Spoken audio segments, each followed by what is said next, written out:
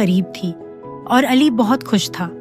اس کے ابو نے وعدہ کیا تھا کہ اس بار وہ اسے بکرا لینے ساتھ لے کر جائیں گے۔ علی کئی دنوں سے خوابوں میں بکروں کے ساتھ دوڑتا، انہیں گھاس کھلاتا اور ان کے کانوں میں دعائیں پڑھتا نظر آ رہا تھا۔ آخر کار وہ دن آ ہی گیا۔ علی اپنے ابو کے ساتھ مویشی منڈی گیا۔ ہزاروں بکرے، دنبے، گائیں اور بیل یہاں موجود تھے۔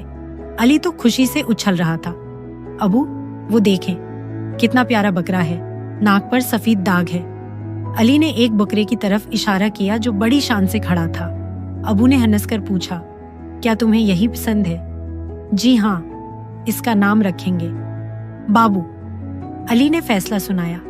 یوں بابو بکرا علی کے گھر آ گیا۔ لیکن علی کو کیا خبر تھی کہ بابو بکرا بہت ہی خاص قسم کا بکرا تھا، ایسا بکرا جس کے نخرے آسمان سے باتیں کرتے تھے۔ پہلا دن